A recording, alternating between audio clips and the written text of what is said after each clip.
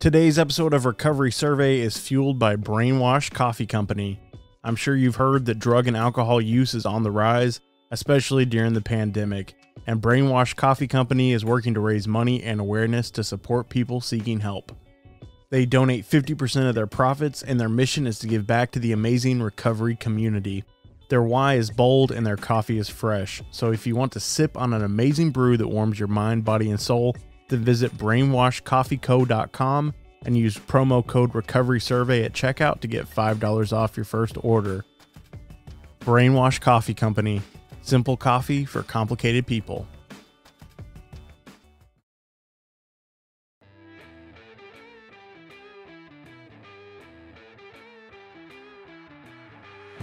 You're listening to Recovery Survey, the podcast that shatters stigmas around different types of addictions and takes a deep dive into spiritual principles.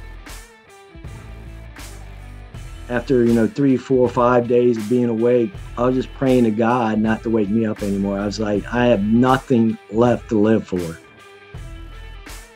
My guest today is named J.R. Weaver. He is the author of the Addiction Manifesto, and he is also the creator of the Recovery Revolution Facebook page.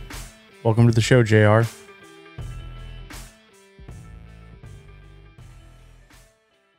Start us off, man. Tell the listeners that don't know who you are, who J.R. Weaver is. Hi, everyone. My name's J.R. Weaver.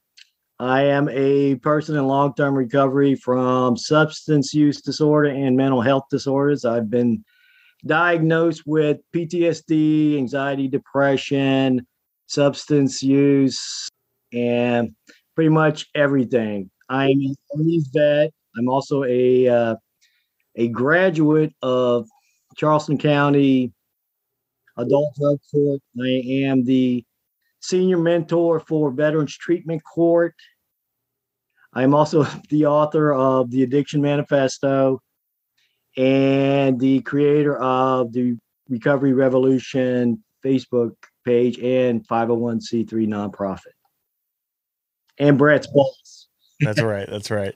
Quite the list, man. And that's actually how we met, was through the Recovery Revolution Facebook page. And then JR invited me to start a show over there, and we started doing the Recovery Revolution live stream on his Facebook page. And he and I have become closer over the last couple months, just talking and brainstorming ideas for the show, and just talking general recovery. And I was like, man, I got to get this guy on the show because he's a low-key celebrity. He'll deny it, but he's kind of a big deal in the recovery world. No, I'm trying to get out the limelight, man. You guys keep sucking me back in. Well, we got to, man. You got a good message, man, and I would love if you wouldn't mind sharing with the listeners a little bit more about your story, what your life looked like in active addiction, and how you came to find recovery. Okay. Let's see, I started drinking back in high school, and I remember the first time I started drinking, I was probably about 12 years old. I think I was a freshman in high school. It was my sister was having a party at our house. And I remember liking the way it made me feel. I probably drank maybe 4 beers and passed out in the middle of the floor, but that kind of got the ball rolling in high school. And, so we started drinking on weekends, and 4 years of that, and then I enlisted in the Army coming out of high school. This was back in 1987. I landed in Germany. I was in Berlin back then. Germany was divided, and my first duty station was 200 miles inside East Germany, which, when they talk about the Berlin Wall, there was a physical wall around our part of the city. I mean, we were pretty much surrounded, outnumbered, outgunned, but not outmanned. I mean, and then that's when my drinking really took off, and I started drinking a couple nights a week.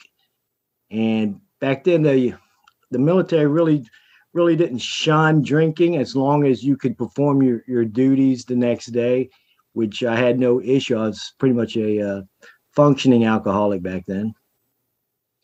So I'd gotten out after my initial tour, and I started college.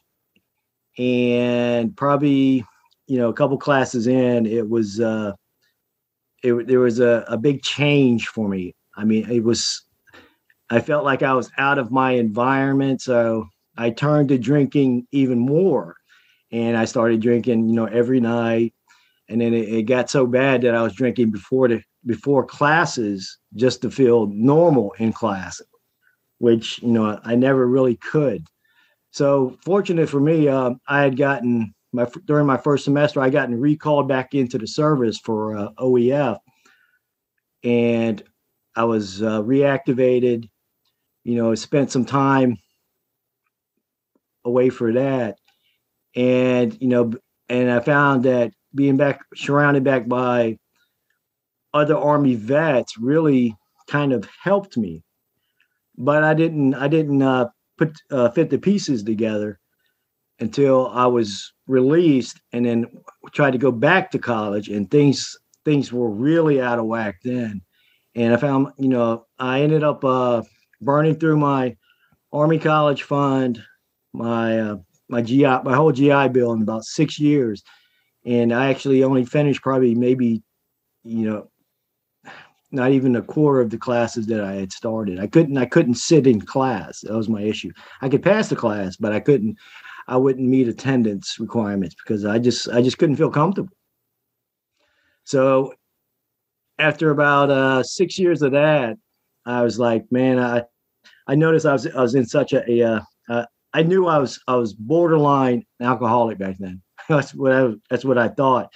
So I was like, I got to get out of this area. So I decided to move up to New York from South Carolina because I had family up there, and I was like, well, let me see if I can find a job up there, and I did. I found some great jobs. I was making a lot of money, but I was still drinking, and the drinking got worse and worse. And then um, I was dating, I was dating someone, and we were together for maybe 2 years, and I was strictly alcohol, but she was smoking weed, and cocaine had gotten introduced into our relationship, and she was a bartender at one of the uh, local bars.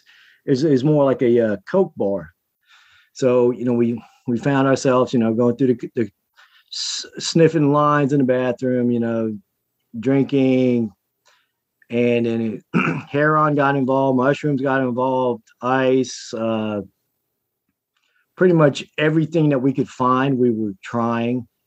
And it was the cocaine, the crack that what really got me going.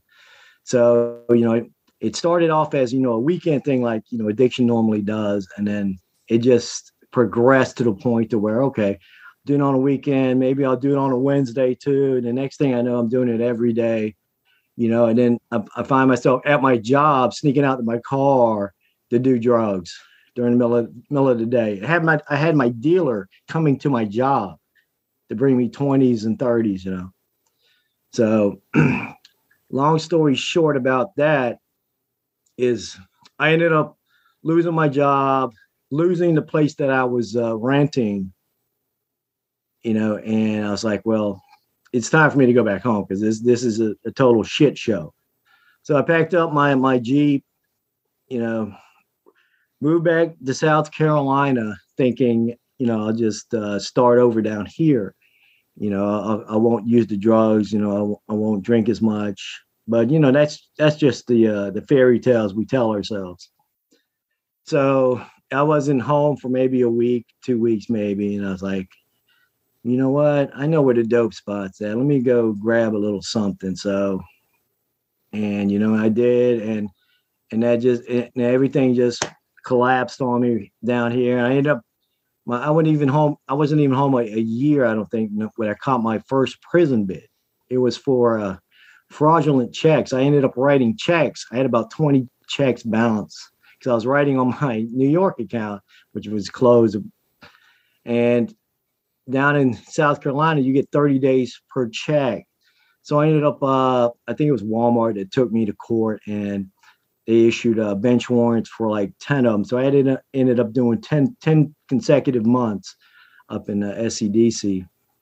I should have sought treatment back then, but when you're that young, you kind of think that, it was a fluke, maybe life just spirals out of control when you're under the influence. In hindsight, I could see all the issues that I've had in my past.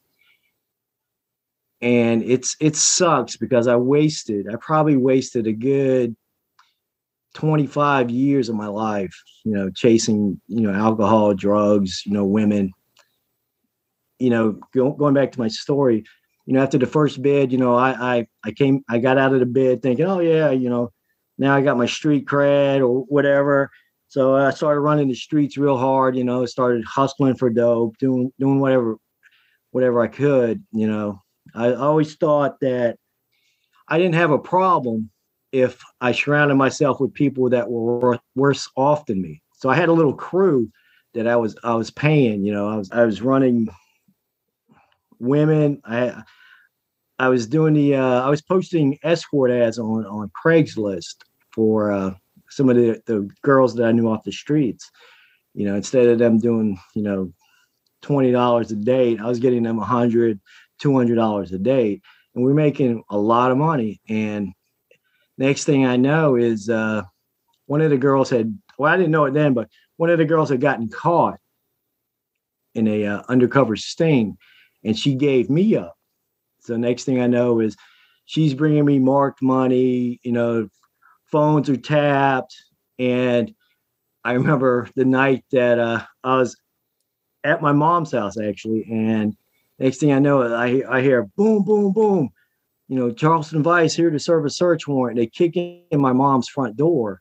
And, they're coming in with the shotguns and everything and flashlights. And, they caught me and one of my girls, and, you'd think that's when I would have thought that I had some issues going on. But, again, I was young and dumb. So I ended up doing time for that. And, I think I've been back and forth to prison. I think I did about 3 or 4 prison bids, but I've spent probably 5 out of 10 years bouncing in and out of county jails, prisons, and stuff like that. My life is pretty much at that point it was about 2010 when I started thinking that, I may have an issue. So I would do the old, I could sober up on my own thing. And, I'd make it, 2 weeks, 4 weeks, 6 weeks, but then boredom or something else would kick in, or I would think that I had a good grip on my addiction. So I would always go back and things would just get worse. I mean, at the end, my family had disowned me. I couldn't get a job because of my criminal record. And it was like, my addictive thinking was, what else do I got to live for?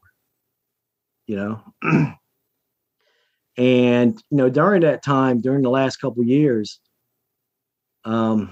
I ended up, I was dating someone that was on drugs too. And she had gotten pregnant. And I always thought that, that would be something that would sober us up, but it didn't. I mean, I always kept making excuses. We made excuses, and next thing I know is I had gotten arrested, and I was getting ready to do a small bid in prison. And she had ended up moving in with my mom. She was about 3, 4, 5, 6 months pregnant. And I remember I was just starting the prison bid when the preacher came and got me, and the priest from the prison came and got me, and he told me the news that she had lost a baby. And I think that was one of the few times that I really, really broke down and cried. I mean, it's the worst place to actually cry is in prison, but it was something that really, really crushed what little hope I had. What I thought was the little bit of hope that I had inside me. And, it felt like it ripped my heart out. And what it ended up doing was it made me go, when I actually, I did my time, I got out, and then things really got reckless. I really went nuts out there. And, I was at this point to where, after 3, 4, 5 days of being awake, that I was just praying to God not to wake me up anymore. I was like, I have nothing left to live for. Obviously, he did wake me up, and my last real run out there, I have gotten arrested in Berkeley County for drug possession. They ended up taking me to county jail, and I spent about 100 days there, and I finally bonded out of that one. And then I wasn't even out for 2 weeks when I got arrested for shoplifting, property crime enhancement in another county. And I ended up bonding out on that one. I had entered a program at the VA for treatment, and I had signed up for their homeless shelter because I knew I wasn't going to beat the charges. I knew whenever they took me to court that I was probably going to look at doing a 3-5 year bid for it. So I had reached out to the VA, and they enrolled me in the treatment program, enrolled me in the homeless program, and I was doing that, and that's when I probably had about 4 or 5 months sobriety back then, and my last relapse happened the night that I left that homeless shelter. I was in that homeless shelter waiting to get a housing grant from the government. And when I finally got it, I wasn't even in that house for three hours, and before I called my dope boy. And I thought that I would just party over the weekend. I'd be because no one would know, but in hindsight, I knew. And that weekend, that planned weekend relapse lasted 4 months and added 4 burglary, 3 second-degree burglaries and 1 third-degree burglary to my other charges. And I mean that's what addiction does to us, man. It just clouds the mind. It takes away all of your common sense. It breaks you down to where where it broke me down to where you feel like you got nothing to live for. And sadly, that's where so many people that are still in active addiction are at right now. They don't think they could bounce back from where they're at now. And my message has always been, look at me, look at my story, to where I had felonies in 3 different counties. I was looking at 10, 15 years.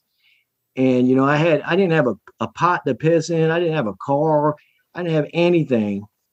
All I had was a desire not to live that way anymore. I mean, my early treatment, I remember I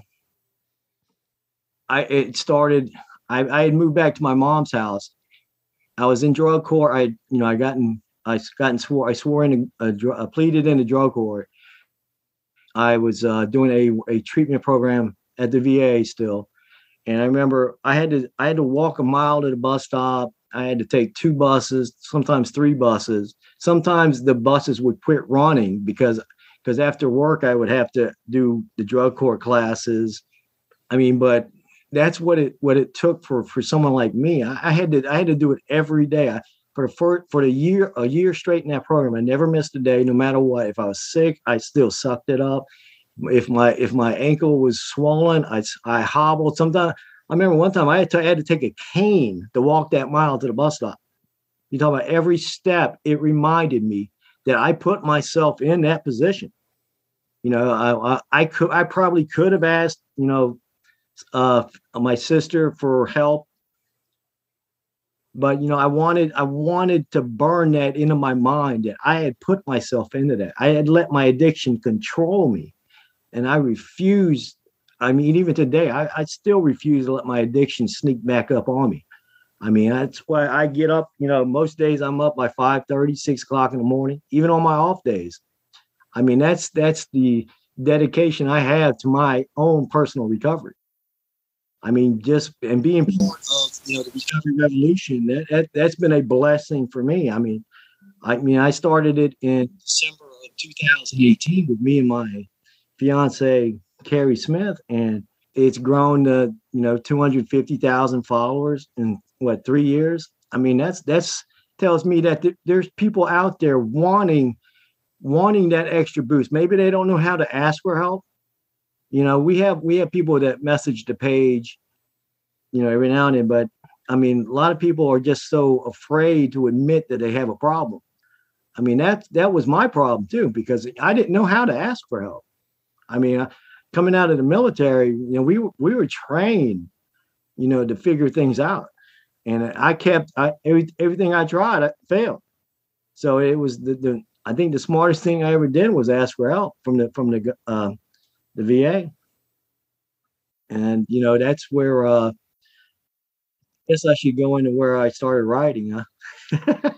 Yeah, I was gonna ask you where the book came into this whole thing.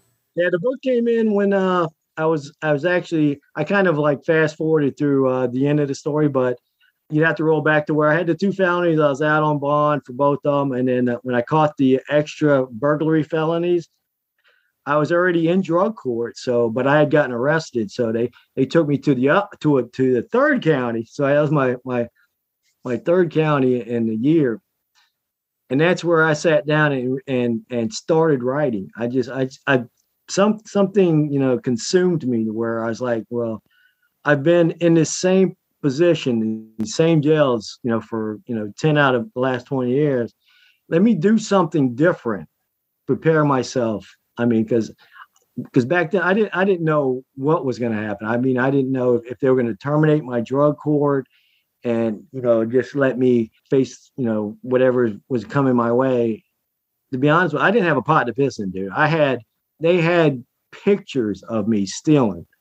I knew the burglary charges. I mean, those were the biggest of the ones that I had, and I'm looking 10 years for those. so I didn't know what drug court was going to do. So when they put me in jail, I just picked up a pen and just started writing, and I couldn't believe the stuff that was coming out of me. I mean, over the last 20 years, I've been doing these recovery research things, mindfulness and CBT therapy. I've been doing all these things, and I never really paid attention, but somehow that stuff stuck in the back of my brain. So when I started writing, all of that shit came out, man. And I'm like, I was like, man, this is some powerful stuff. I spent 90 days in county lockup waiting for drug court. At the end of those 90 days, I think I had written 77 pages. I mean, of primo stuff. I'm like, man, this stuff really has me seeing what my addiction was blinding me to. I could pinpoint to where addiction was manipulating me enough to where I could see addiction's game plan, and I can plan accordingly. So that's the way I live, and that's the main point of my writing is to help me figure out what addiction's trying to do. And if it helps someone like me, then it's got to help other people. That's the whole point of the book. I've probably spent the last year trying to get it into libraries and everything. I mean, I want to put it out there. I know from a businessman standpoint, it's probably bad business to put it where people can read it for free. But to me, it's more about giving back. I mean, if I can help save one person from what I went through, then all of the time that it took for me to write it and re-edit it, it would be well worth it. Yeah, and I totally understand that. I mean, that's how I feel about the podcasts, with all the time and money and whatnot that I've invested in this podcast. And it's the same way, man. If I can help one person, it's totally worth it. Like that, I feel like that's a pretty common theme with people that are in recovery, is like just wanting to give back and help other people that are in the same or similar situations to where they came from. Yeah, I mean, that's why I am. When people say recover out loud, I'm in the front lines, man, dude. There's so many people that are suffering needlessly now. I mean, they think they can't get back on their feet. They don't think that their family will ever forgive them for whatever. I mean, look at me, man. I when they raided my mom's house, they put my mom was sleeping in the back. They woke her up, put her in handcuffs. She's got my back now. She knows I'm trying my best. I mean, see, we have this belief that because we were out there for so long that society will always judge us to be the addict. That's not true. I found society actually wants us to come back. They want us to be better human beings. I wouldn't be where I'm at today professionally if I wouldn't have, recovered out loud. I mean, if I meet someone, I mean, I'm not, well, I guess I do wear recovery t-shirts, but if I meet someone, pretty much if we're hitting it all, I'm going to tell you my story. I'm going to tell you where I was, and what I'm doing now. I mean, that's how I got my job with the VA. I'm a federal employee, man. I mean, I've had friends that have like 1 or 2 felonies get rejected there. And look at me, my whole past. I had 20 years of charges, man. When I printed up my background report, man, it was 20, 30 pages long, man. And the guy was like, they rejected me the first time I applied. And he's like, if you want to talk, here's my number. So I'm like, you know what, I'm gonna call you. I called dude and we started talking. We talked about 30 minutes on the phone. And in the beginning, he's like, no, I can't. Your past is too bad, and then, first about halfway through that, he's like, you're not such a bad dude. Maybe apply for the kitchen or housekeeping or something like that. And I was like, dude, man, I've just trained for a year in this work therapy program to work in sterile processing. And that's where I want to go. So it took probably another 15 minutes of talking. And he's like, I'm going to give you a shot. And that's how it all started, man. I mean, I'm totally upfront with where I've been, where I'm going. I mean, I love recovery. I love how it changes lives, how it saves lives. I tell people, I mean, just commit yourself to your recovery. Work on yourself. Don't think just because you're abstinent from drugs or alcohol that you fixed your issues. That's not the issue. I mean, that's the easy part from where I stand. I mean, dealing with all the legal ramifications, the physical ramifications, that's when life gets hard. So that's where I'm at, buddy. I love it, man. And like you said, recovery out loud, like you never know who you could affect. And, just for an example, like there's a guy that I worked with several years ago. I haven't seen him in probably 3 or 4 years. And he sent me a message on Facebook the other night, like, hey man, I saw the live stream. I've been struggling. Can I give you a call? I was like, yeah, of course, man. You can call me anytime. Like, it's so awesome how just by us being honest and vulnerable and sharing what's going on with us that we can have an impact on other people. Yeah, exactly, dude. I actually signed up on Facebook before all of this, probably about 8-10 years ago when it first came out. I used to play games on Facebook, and we had this whole gaming community. And that's where the majority of my Facebook friends come from. They know me from. And I get messages from some of them about addiction and everything else because, chances are, I think I don't know what the correct stats are, but I think they say addiction affects 1 in 3 families or something like that. And I just love helping people. I mean, if I could give someone advice, I am a certified peer support specialist for, mental health and substance use. So if I can help someone, help guide them to make a better informed decision, then that's what I'm going to do. And that's what I plan to do with the Recovery Revolution page. Well, actually, what we are doing, I'm opening up. I mean, your podcast was the first one on this whole new thing. I mean, we got such a great platform. Why don't we, do whatever we can to help people, man? Absolutely, man. Well, we're kind of coming towards the end of our time, but I'd love to give you an opportunity if there's somebody that's listening to the episode that's wanting to learn more about your book or want to follow along in your journey. Where can they find the book? Where can they connect with you on social media? Give us some different resources to find you.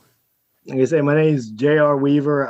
My Facebook, I think my Instagram and my Twitter handles it's at J.R. Weaver 0.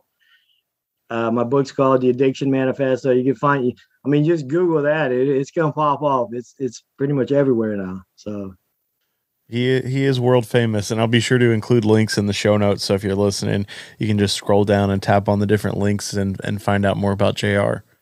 Well, I appreciate you coming on and sharing with us, JR. It was truly a pleasure. And, you know, I was excited coming into it, even though I kind of already knew bits and pieces of your story and we already have a relationship, but I was still excited to have you on and help spread the message of JR to the rest of the recovery community and hopefully introduce some new people to you and your story. So thank you for coming on tonight, man.